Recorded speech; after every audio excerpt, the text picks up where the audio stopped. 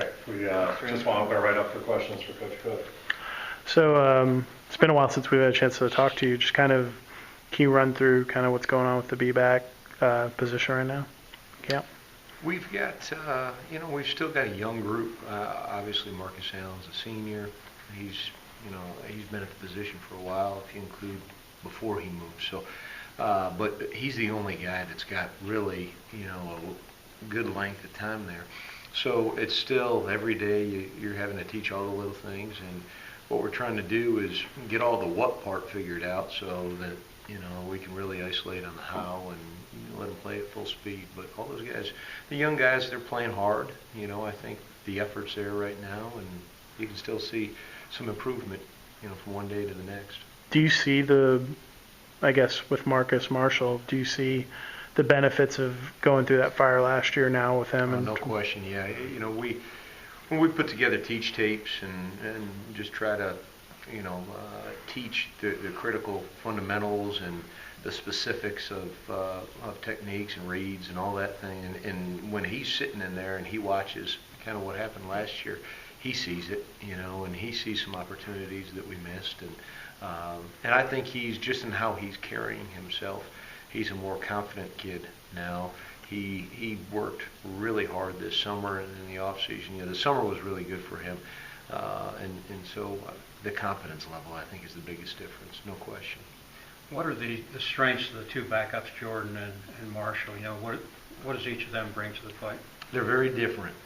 They're two different styles.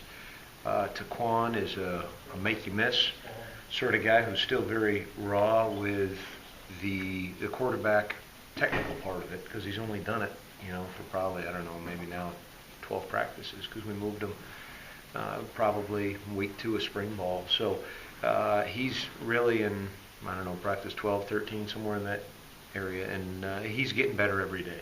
He does things each day that he hasn't done before, and so you see some progression. Matthew he's a big, tough kid, that plays strong, and he plays fast, and there are some things that Taquan's better at, and Matthew's better at some other things. So he's a 200-pound body, that makes him different from Taquan and Justin Thomas. So you could use them in different situations if need be. That's what you would hope.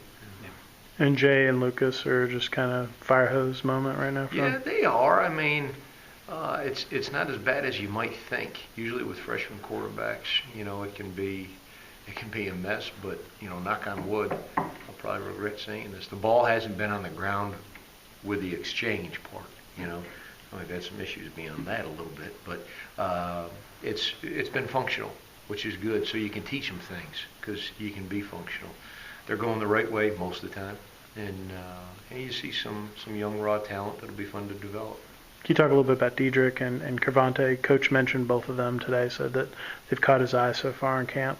They have, and both those guys are gifted athletes, and again, they're still figuring out kind of how to do things right now. They've got a decent idea of where to go, but how to do things is still something that we're working on. That's kind of where Marcus was last year, and Diedrich's a really physical kid that's just got a knack for football, and Cravante, he's strong. He might be the strongest guy in the room, and so he's got a lot of ability too. So it has to be exciting to have all those guys are all young. You have a young core of guys for a few years. Yeah, we've got to just develop them every day and keep them healthy. Marcus, you mentioned his confidence. How do you see that manifest itself, the greater confidence level that he has? Just in how he carries himself. A lot of that's not even on the field. It's in the meetings. It's when we're working out. Just around his teammates, it's different. His chest's out more. And guys, I think you can see that. I think that kind of thing carries over to the field too, just from a confidence level, and especially at that position where that's got to be a fast, confident. There's no time to react there. You just got to make a decision and you got to commit to it. And I think that part of it, hopefully, we'll see a difference in him. And the missed opportunities, can you give an example of something? Well, just with reads, with knowing where to hit the hole, or knowing how to finish a run, and knowing who to run off of, and all those things. Did it help Benson to have that year as a redshirt to prepare for what he's going through now? I think so. I mean, he maybe mentally because he was really sitting in on the ABAC meetings. He wasn't really with me until the Right. springtime.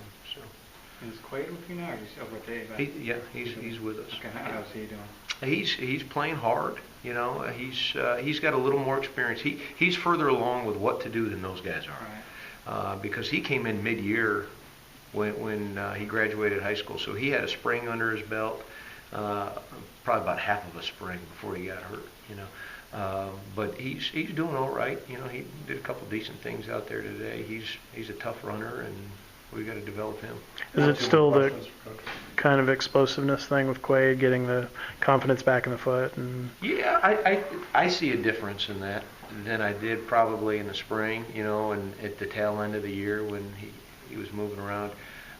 So that's there. I think it's technically getting his eyes better and getting him to run like a running back, you know, and I think those things we'll see some progress in. Anything else for Coach? One thing, the 14, the fumble numbers were like way down from pretty much every year that Coach Hunt's been here, and last year they unfortunately went back up.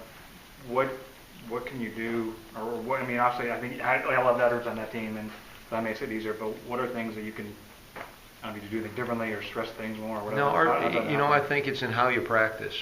You know, we do ball security drills daily.